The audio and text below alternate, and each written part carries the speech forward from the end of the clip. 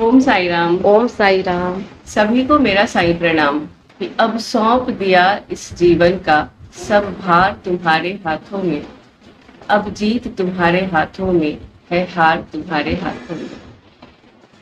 दर्शकों, ये पंक्ति हम सब पर लागू होती है। कहीं ना कहीं हम सब अपने जीवन को अपने आराध्य, अपने इष्ट के हाथों में सौंप चुके होते हैं और हमें बस अपना कर्म करना होता है, हमें बस अपनी भूमिका निभानी होती है। बाकी निर्णय और संचालन तो हमारे साईं के हाथों में होता है। आज साईं सुमिरन विद दीपिका में जो मेहमान हमारे साथ हैं, उनकी जीवन की कहानी भी कुछ ऐसा ही है कि हर क्षण हर पल साईं के हाथों में है और कैसे साईं ने स्वयं उपस्थित होकर उनकी हर पीड़ा, हर संकट को दूर किया है। तो मैं बहुत स्वागत करती हूँ सरिता तिवारी जी का। ओम साई राम। सरिता जी, बहुत बहुत धन्यवाद। सरिता जी पटना से हैं और बाबा की अनन्य भक्त हैं। मैं सरिता जी से अनुरोध करती हूँ कि वो हमारे दर्शकों को बताएं कि बाबा का आपके जीवन में आगमन कैसे हुआ। वो कौन सा मोमेंट था, वो कौन सा पॉइंट था जब आपको लगा कि अब बाबा ही मेरे जीवन के आधार हैं। ओम साई राम सारे दर्शकों को, ओम साई राम सारे साईं परिवार को, ओम साई राम दीपिका जी। बाबा के साईं की कृपा से बहुत आज सौभाग्य मिला है इस साईं सुमिरन में उपस्थित होने का। थैंक यू साईं, बहुत बहुत धन्यवाद, बहुत बहुत आभार।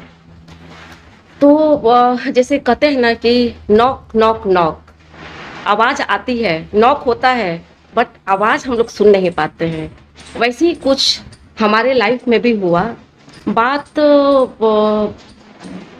10 के लास्ट की बात है, मुझे लगता है कि दिसंबर 2010। हाँ 2010। जी। और दिसंबर कुछ था, स्टार्टिंग दिसंबर के फर्स्ट वीक में। क्योंकि मैं टीचर भी हूँ और मैं पढ़ाती भी हूँ, तो उसमें मेरा ट्यूशन रहता था। और अचानक से ट्यूशन से मैं आई, घर से वो कॉल गया कि मम्मी जल्दी आ जाइए, डैडी को कुछ हुआ, बच्चे ने कॉल किया था। तो मैं सोची कि अभी तो एकदम ठीक ही थे, अचानक से क्या हुआ। तो जब घर आए तो देखे कि वो जो पहने हुए थे वाइट वाइट पैजामा, उनका पूरा रेड कलर से, पूरा एकदम रेड, वो मतलब पूरा रेड से लग रहा था कि कलर है, और पूरा भीगा हुआ था। तो मुझे बहुत आश्चर्य हुआ, मैं बच्चों से बोली कि ये क्या है, ऐसा रेड कहाँ से हो गया। तो मम्मी ये वो डैडी ना वो टॉयलेट किए तो ये रेड कलर निकला। उनकी तबीयत खराब रहती थी बहुत सालों से। तो तुरंत मैं जिसके मकान में रहती थी, आज उन्हीं के मकान में मैं रहती हुई हूँ। और थैंक गॉड कि वो मेरे लैंडलॉर्ड एक पेरेंट्स की तरह हमको मानते थे। तो मैं तुरंत आंटी के पास गई और आंटी से बोली कि आंटी देखिए ना, ऐसा सा बात है। तो करीब टाइम हो रहा था 9:30 बज रहा, मतलब ऐसे करते करते 9:30 रात बज गया। तो जल्दी से उनको हॉस्पिटल हम लोग ले गए, लेकिन हॉस्पिटल में डॉक्टर हॉस्पिटलाइज करने से मना कर दिया। इनका टोटल नर्व्स बंद हो चुका था। डॉक्टर बोला कि इनके बॉडी में कुछ है नहीं, तो हम हॉस्पिटलाइज कैसे करें। बहुत रिक्वेस्ट करने के बाद एक डॉक्टर बोले कि ठीक है, एक बार हम लोग देख लेते हैं कि पेशेंट के साथ आखिर मतलब क्या हुआ है। गए इमरजेंसी में, डॉक्टर उधर से सैड, मतलब उनके चेहरे पे उदासी था, और बोले कि ठीक है, अगर आप लोग कहते हैं तो हॉस्पिटलाइज कर लेते हैं, बट कुछ कह नहीं सकते हैं। तो होता है ना कि अंदाज पे, जैसे लोग कहता है कि अरे चलो हम जुआ खेल रहे हैं। हाँ। तो बस वही स्थिति था कि चलो हम लोग देख लेते हैं कि क्या होता है। हाँ। और वो डॉक्टर को देखने के बाद ना, पता नहीं ऐसा क्या उनके चेहरे से लगा, जैसे लगा कि ये डॉक्टर, ये मेरे लिए सही डॉक्टर है। तो हुए आईसीयू में वो चले गए। एक दिन हुआ, एक दिन पूरा दिन रात हो गया। दूसरे दिन पूरा दिन हो गया। 7 बजे करीब बोले डॉक्टर कि सो मतलब अब इनको यहाँ से हम रेफर कर देंगे पीएमसीएच, और आप पीएमसीएच में इनको ले जाइए।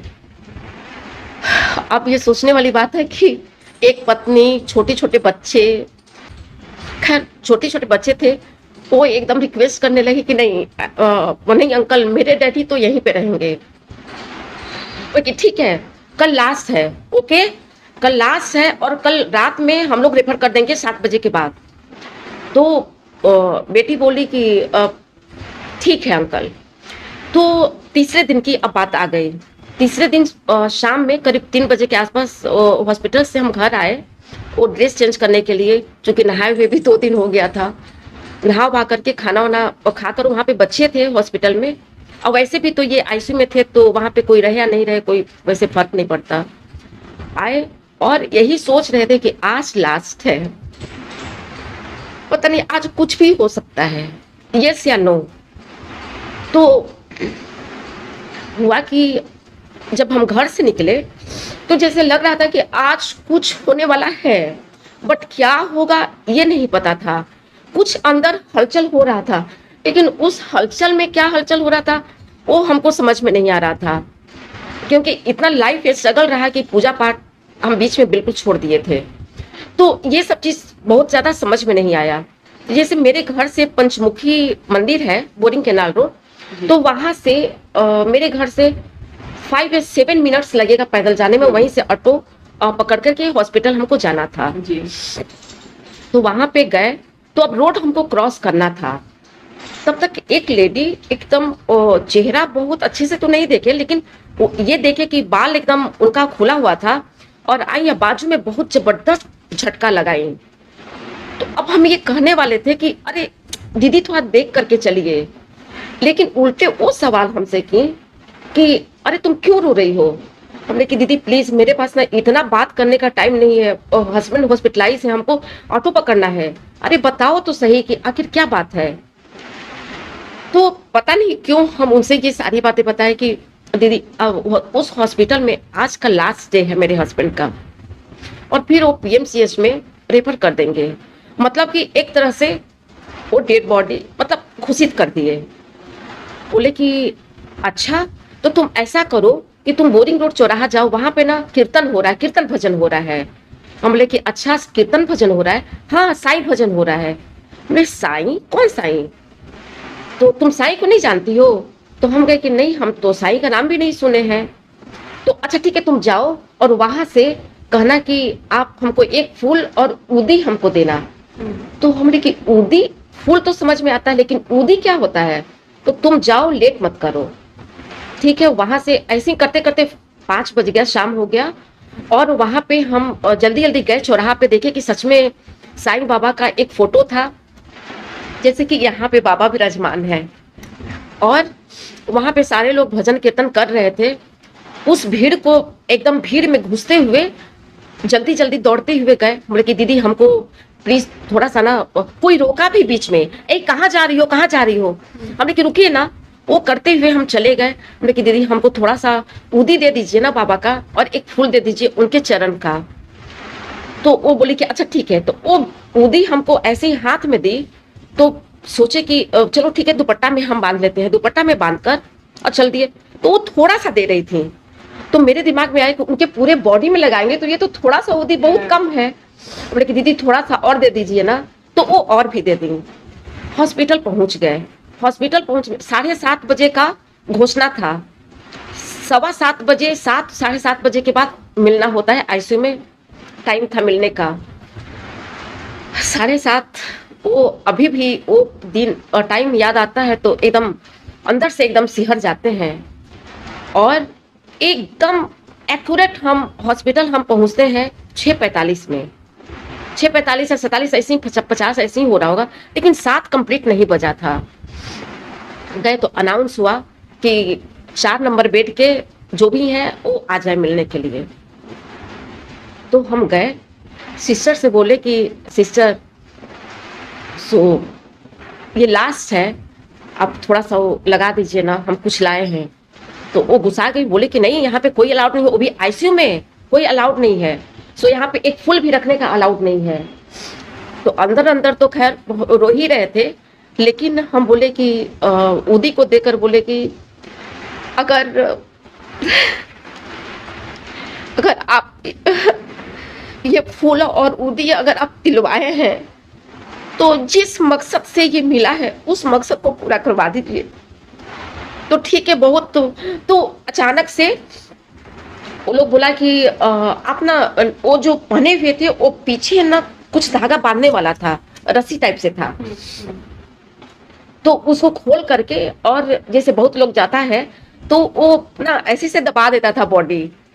तो उस दिन हमको भी लगा कि सारे लोग ऐसे से कर रहे हैं तो हम भी कर देते हैं, लेकिन मेरे अंदर थोड़ा सा चीटिंग वाली चीज थी कि हमको उदी लेकर लगा देना है। तो हम इनका वो नीचे अंदर से एकदम वो किए और पूरा उदी लेकर दुपट्टा से पूरे बॉडी में, मतलब पीठ जहां तक संभव था वो लगा दिए और फूल तकिया के नीचे रख दिए। बस कहे कि साईं ये काम तो हो गया। जैसे कि बच्चे रो रहे थे कि प्लीज अंकल रख लीजिए, तो वैसे ही हम कर रहे थे साईं से कि साईं प्लीज अब सब चीज आपके हाथ में है। ऐसे ही आईसीयू के सामने एक बेडशीट बिछा करके वहीं पे हम बैठे रहते थे, या नींद आती थी सो भी जाते थे रात में। तो 3:30 3:15 3:17 कुछ ऐसा ही टाइम था। बहुत हलचल हो रहा था, जिस हलचल से मेरी अब हमको लगता है कि कुछ झपकी हम लिए थे और मेरी आंख खुल गई कि क्या हो रहा है क्या हो रहा है। तो एक सिस्टर उधर से निकली तो हम पूछे कि सिस्टर क्या हुआ। बोले कि अरे तुम्हारे पति का ना एक पैर का अंगूठा हिला, सो अब होप आ गया है कि वो बंदा जिंदा है।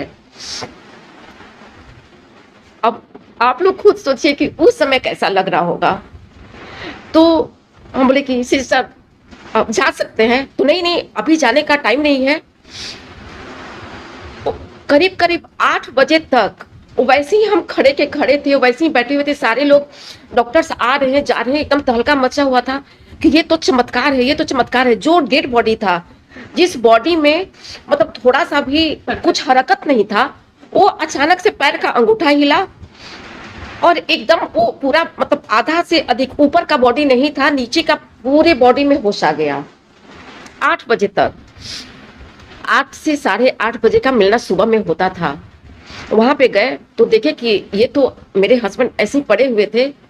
बहुत विश्वास के साथ उनके बाल में उंगली फिरा करके बोले कोई बात नहीं, इतना दूर सही, अब पूरी तरह से होश में आप आ जाएंगे। तब तक वही जो डॉक्टर हमको देख करके उनको लगा कि मतलब हमको आना चाहिए, वो डॉक्टर आए और कंधा पे हाथ रखकर बोले धन्य है तुम्हारी भक्ति, गजब चमत्कार हुआ। लेकिन भक्ति तो मेरी छूट गई थी, भक्ति तो हम किए ही नहीं थे। लेकिन हम उनसे क्या बोले, चमत्कार हुआ, तुम्हारे बच्चे और तुम्हारी प्रार्थना रंग लाई। लेकिन पता नहीं कितने लोग प्रार्थना कर रहे थे, प्रार्थना तो हो रहा था, बहुत सारे लोग प्रार्थना कर रहे थे, बहुत सारी परिवार भी प्रार्थना कर रहे थे। लेकिन वहां पे मेरी प्रार्थना, उसके पहले तक तो कुछ नहीं था, खाली हे प्रभु कर रहे थे। लेकिन जब से ये उदी मिला तब से सिर्फ यही कर रहे थे कि जैसे दीपिका जी ने बताया कि अब सौंप दिया इस जीवन का, तो सच में बस यही लाइन भी निकला था मेरा कि बस हार और जीत आपके हाथ में है। 10:30 11 बजा, उनके पूरे बॉडी में होश आ गया और वो दिखने लगे। सबसे पहला नंबर बोले, घर का नाम मेरा रानी है, तो सबसे बहुत प्यार से बोले रानी कहाँ है, सिस्टर रानी से मिलवा दीजिए। तो जैसे उनको ये लग रहा था कि हम बहुत टाइम के बाद सो कर उठे हैं। तो सिस्टर बोले कि अच्छा बेड नंबर 4 के आप आ जाइए। तो गए तो बोले कि इतना देर तक हम सोए थे, तुम जगाई तक नहीं, अब भूख बहुत जोर से लगी है। जो डॉक्टर थे वो हंसने लगे, बोले कि सैल्यूट है। फिर उसके बाद इनको जनरल वार्ड में कर दिया गया। डॉक्टर बोले कि तुम अगर रूम लेने की अगर तुम्हारी कैपेसिटी है तो तुम रूम ले लो, और नहीं तो फिर जनरल वार्ड में। तो मेरे पास उतना नहीं था, तो हम कहे कि ठीक है कोई बात नहीं, जनरल वार्ड में। 2 दिन जनरल वार्ड में थे, बहुत अच्छे से खाना पीना एकदम घर से बनाकर ले जा रहे थे, वो खा रहे थे। डिस्चार्ज हो गया उनको, वो घर आ गए, सब कुछ एकदम पहले की तरह सब कुछ हो गया।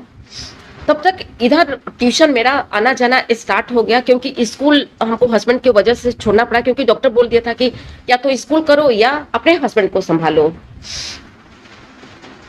इधर क्या हुआ, 2-3 दिन के बाद ही एक उनको हम नहीं पहचानते थे, एकदम वो आई और बोली ना कि साई चरित्र है लोगी। तो हम ले कि साई चरित्र क्या होता है? तो बोले कि जैसे रामायण होता है ना, जैसे गीता पढ़ा जाता है, वैसे ही साई सच्चरित्र है। हमने कि वही साईं बाबा जो हमको उदी मिला था? तो बोले कि हाँ हाँ वही। हमने कि एकदम झटके के साथ उनसे उनके हाथ से ले लिए, हाँ दीजिए, और एकदम सीने से लगा लिए, जैसे लग रहा था कि हमको बहुत बड़ा खजाना मिल गया। और साईं सच्चरित्र लेकर घर आए, आप विश्वास नहीं करेंगी, वो एक दिन में पूरा खत्म कर दिए कि उसमें क्या लीला है। ठीक है, ऐसी साई चरित्र का एक एक पेज अपना पलटते थे। तब तक आज भी याद है, 31 दिसंबर नहीं, हमको लगता है 30 दिसंबर की रात में एक मैम, मतलब ट्यूशन वाली ही मैम, उसी दिसंबर में जिस दिसंबर को मेरे हस्बैंड की तबीयत खराब थी और आ गए हॉस्पिटल से, बोले कि मैम 11 बजे रात को कॉल की, बोले कि मैम मोहन स्वीट आइएगा, मेरे घर से मोहन स्वीट का 4 मिनट्स लगेगा, तो मोहन स्वीट के पास आइएगा। हमने कि मैम जाड़े का ठंडा का दिन और आप 11 बजे कह रही हैं, मत आइए, कुछ आपको देना था, आपके लिए कुछ गिफ्ट है। हमने क्या गिफ्ट है? तो थोड़ा सा गिफ्ट के नाम पे ना जैसे हम बहुत खुश हो जाते थे, जैसे एक बच्चा खुश हो जाता है कि अरे हमको चॉकलेट मिलेगा, वैसे गिफ्ट का नाम, तो अब वो गिफ्ट क्या होगा पता नहीं, लेकिन हम खुश हो जाते थे। तो 11 बजे रात को हम और मेरा बेटा दोनों आदमी हम लोग गए, और वो मैम रेड कलर के कपड़े में एकदम वो लपेटी हुई थी, और बोले कि एक चीज़ का प्रॉमिस करना पड़ेगा, आप जाते के साथ खीर बनाकर भोग लगाइएगा। हमने कि लेकिन है कौन? तो बोले कि अभी मत खोलिए, घर जाकर खोलिएगा। अब तो वो बर्दाश्त नहीं हो रहा था, हम लोग दौड़ते भागते घर आए, जहाँ 4 मिनट में था वो 2 ही मिनट में हम लोग पहुँच गए। और घर में आकर के देखी, अरे साईं, अब सोच नहीं सकती है कि खुशी कितनी हुई होगी कि साईं, बस जल्दी फटाफट खीर बनाए और खीर का भोग। वो मेरा ऐसा था कि साईं मिल गए, मेरे फादर, बाबा, दादा जो भी कहिए वो मिल गए। भगवान उनको तो माने ही नहीं, जैसे लगा कि साईं मिल गए तो वो मेरे बाबा हैं। ठीक है, बस ऐसे ही चलते रहा। थोड़ा सा मेरा एटीट्यूड था, थोड़ा सा झूठ भी बोलने का बहुत ज़्यादा एटीट्यूड था। ऐसा झूठ नहीं था कि मतलब किसी को हार्म हो, लेकिन जैसे ट्यूशन में मैम पूछती थी, मैम अब कहाँ है? तो रहते थे बहुत दूर, कहते थे कि मैम ट्रैफिक में फंसे हैं तो इतना देर में हम पहुँचेंगे, है घर में, और कहे कि मैम इतना देर में पहुँचेंगे। तो ये झूठ बोलने की ज़बरदस्त आदत थी, और थोड़ा सा मेरा एटीट्यूड भी था। आज के डेट में तो खैर सारा चीज़ चेंज हो गया। तो क्योंकि एक अपने आप को समझते थे, थोड़ा घमंड था कि अरे मैं बहुत अच्छी टीचर हूँ, मैं बहुत अच्छे स्कूल की टीचर हूँ, ये सब चीज़ था। लेकिन बाबा को तो कुछ और ही मंजूर था। वो तो उसी टाइम दस्तक दे चुके थे जिस टाइम हमको यहाँ से घर से हम निकले थे। किस दिन? वो हॉस्पिटल में हॉस्पिटलाइज से तीसरे दिन जो हमको उदी मिला। ठीक है, ये सारा कुछ हुआ। तो जिस मैम के यहाँ जाते थे वो साईं की बहुत बड़ी भक्त थी, और वो एक मैगजीन हमको देती थी, और उस मैगजीन का एक पैराग्राफ हमको देती थी, मैम ये जाते समय ना पढ़ लीजिएगा। और हम झूठ बोलने वाले ऐसे थे कि लगता था कि अरे ये पढ़ेंगे तो मेरा टाइम बहुत ये हो जाएगा, बर्बाद हो जाएगा, हमको यहाँ से यहाँ पहुँचना है, टाइम थोड़ा सा मेरे पास लिमिट था। तो हमेशा झूठ बोल देते थे। वो पूछती थी मैम आप पढ़ ली? तो हम हंस कर कहते थे जी मैम हम पढ़ लिए। ये सिलसिला कुछ दिन तक चला। तब तक एक दिन गए तो बच्चा कहीं मार्केट में गया था, बोले कि अब क्या करेंगी मैम, अब तो आपकी स्टूडेंट तो चली गई मार्केट, और हम सोचे थे कॉल करने के लिए कि मैम मत आइएगा, लेकिन आप तो मैम झूठ बोल रही थी, अब तो चोरी आपकी पकड़ी जाएगी, अब आप ये पैराग्राफ आपको पढ़ना है। पता नहीं उस दिन क्या था कि हम भी एकदम वो लिए, उस नाम था उसका साईं तुम कहाँ हो।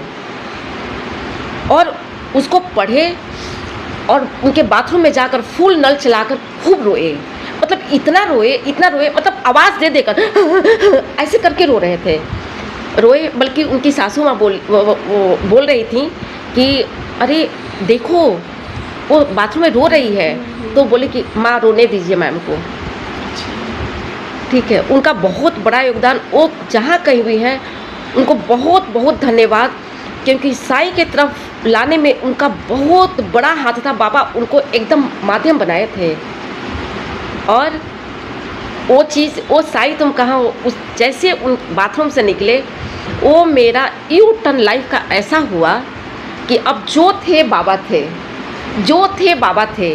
अब बाबा के लिए क्या करें वो समझ में नहीं आ रहा था कि क्या करें।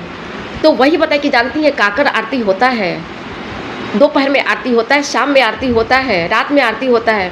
अब ऐसा होने लगा कि काकर आरती शुरू कर दिए, काकर आरती, दिन में आरती। ट्यूशन से आते थे, अरे अभी ये टाइम है, अभी जा कर के हमको आरती करना है, बाबा को भोग लगाना है, और सबको उदी। रात में एकदम साई राम जय साई राम करके सारे बच्चे और हम सोते थे। ऐसे ही सिलसिला चलते रहा। तब तक अचानक हुआ कि अद्भुत है, मतलब हम बीच में आना नहीं चाहते थे, लेकिन इतना मतलब मगन हो गए आपकी कहानी, आपकी जो अनुभूति है उसको सुनने में, लेकिन रोक भी नहीं पाए कि अद्भुत है अनुभूति। और आप आगे, आपके पास खजाना है, मुझे मालूम है। तो आप मेरे दर्शकों को और भी बताएं जो आप बताना चाहते हो कि और किस किस तरह की अनुभूतियाँ हुई आपको। तो ऐसे ही एकदम चलते रहा। मेरे हस्बैंड बहुत सालों से उनकी तबीयत ख़राब होती थी, हॉस्पिटलाइज करते थे, फिर आते थे, बस यही सिलसिला था। उस समय इनकी हालत बहुत ख़राब हो गई और हमको जाकर पटना के सबसे बेस्ट, सबसे बड़े हॉस्पिटल में, उतनी कैपेसिटी मेरी नहीं थी, लेकिन पता नहीं कैसे उस हॉस्पिटल में जाकर मेरे लैंडलॉर्ड हॉस्पिटलाइज करवा दिए। 3 दिन हुआ, 3 दिन में 50,000 रुपया हो गया। मेरे पास सिर्फ 15,000 रुपया था, और वो हॉस्पिटल सबसे बेस्ट इसलिए भी था कि दिन में अटेंटिव का कोई ज़रूरत नहीं था, वो सारा सिस्टर लोग अपना काम संभालती थी। रात में लेकिन हम अपना सारा ट्यूशन्स वगैरह करवा करके रात में जाते थे। वो चौथा दिन वो था, और मेरे हाथ में हमेशा साईं सच्चरित्र और हमेशा विभूति रहता था। सारे पेशेंट को लगाते थे और सारे पेशेंट को कहते थे कि इस ग्रंथ को प्रणाम कीजिए, सब अच्छा होगा, सब अच्छा होगा। पॉजिटिव बाबा एकदम ज़बरदस्त वो ला करके मतलब अंदर भर दिए थे। ऐसे ही कह रहे थे कि बाबा मेरे पास 15,000 है और इतना पैसा आ गया, फिर कल हमको बुलाया जाएगा, फिर कहा जाएगा कि 60,000 हो गया, तो बाबा हम क्या करेंगे। खैर ये तो हम कह रहे थे अपने बाबा से, लेकिन 8 बजे के आसपास एक पेशेंट आए। अच्छा, ये बहुत अजीब बात थी कि जो पहले हॉस्पिटल में जो 4 नंबर पे बेड मिला था, 4 नंबर, इस हॉस्पिटल में भी 4 ही नंबर मिला। इनके बगल का जो 5 नंबर का था, वो 5 नंबर बेड खाली था। 8 बजे के आसपास एक बूढ़े आए, उनको 3-4 लोग पकड़ करके लाए। उनका पूरा बॉडी ऐसे से एकदम कांप रहा था, मतलब वो लग रहा था कि वो है ही नहीं अपने आप में। तो हम भी देखे तो कहे कि हे भगवान ये क्या हुआ इस बाबा को, ये, लेकिन इनके साथ तो कोई नहीं है, सब नर्स और कंपाउंडर थे। 5 नंबर बेड पे बाबा, वो बूढ़े बाबा जो जिनका हाथ पांव हिल रहा था, उनको लिटा दिया गया और लेट गए। उसके बाद आधे घंटे के बाद 2 रसगुल्ला आया, एकदम बड़ा उस कैंटीन का रसगुल्ला बहुत फेमस है। लेकिन वो तो रसगुल्ला देकर मेरा मतलब मेरी भूख और भी बढ़ गई, क्योंकि भूख बहुत ज़ोर से लगी हुई थी। और रसगुल्ले के तरफ एक नज़र रसगुल्ला की तरफ, एक नज़र बाबा की तरफ डाल रहे थे। तो धीरे से बूढ़े बाबा बुलाए और बोले कि, तो अभी इशारा ही किया कि मतलब ले लो, लेकिन हम तो झपट्टा ले लिए। वो एक रसगुल्ला लेकर खा लिए, कुछ तो तृप्ति मिली, लेकिन फिर भी पेट नहीं भरा था। वो बाबा, अब इस बीच में हमको याद नहीं था कि उनके पूरे शरीर में कंपन था या नहीं था, लेकिन इसी बीच 9:30 बजे खाना आया। बाबा एकदम पूरे रूम में एकदम शोर मचा दिए, खाना नहीं खाएंगे, ये खाना है, ऐसे नहीं करेंगे। लेकिन बाबा आपको हुआ क्या? तो नहीं, हम नर्स से नहीं खाना खाएंगे तो उससे खाना नहीं खाएंगे। तो हम इशारा किए कि बाबा हमसे खाना खाएंगे? तो बोले कि इशारा किए कि हाँ ठीक है। तो हम अपने हस्बैंड को, उस दिन क्या हुआ कि हस्बैंड सुबह से ही थोड़ा सा अनईजी फील कर रहे थे, लेकिन हमको ध्यान नहीं रहा, और उनको जो खाना खिलाए उसके बाद उनका वोमिटिंग हुआ और उनका अचानक से पेट बहुत फूल गया। तो अचानक से पेट मतलब ऐसे फूल गया, ऐसे सोए हुए थे ऐसे फूल गया। अचानक से इतना पेट फूलने का रीज़न, तुरंत सिस्टर आई, बोली कि ऐसा तो कुछ है भी नहीं, अभी तो एकदम ठीक थे, तो पेट कैसे इतना फूल गया? जल्दी गए, इनका जांच वाच हुआ, लेकिन सब नॉर्मल था। डॉक्टर बुलाया कि घबराइए नहीं, वो पॉटी वोटी नहीं किए थे 2 दिन से, तो उनको हम लोग करा दिए, वो एकदम नॉर्मल हो गए। अच्छा आ गए ये, इनको एकदम खाना वाना खिला करके चादर उड़ा करके सुला दिए। अब मेरा साइंस सचरित्र बुक बेड पर ही ऐसे ऐसे ये सोए हुए थे, किनारे में ऐसे वो ग्रंथ था। तो ये बाबा को हमको खाना खिलाना था, बहुत अच्छा उस हॉस्पिटल में था कि बीच में ना एक टेबल देता था। तो बूढ़े बाबा उस तरफ बैठे थे, हम इस तरफ बैठे थे। तो बाबा से कहे कि बाबा शुरू करें? तो बोले कि रुको। बोले कि तुम किसको मानती हो? बोले क्या बाबा आप जानते नहीं है, मेरे साईं बाबा हैं। तो बोले कि साईं? कौन साईं है?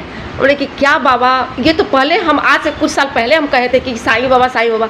साईं बाबा शिरडी में रहते हैं, शिरडी को धर्म स्थल बना दिए। तो बोले कि अच्छा कितना मानती हो?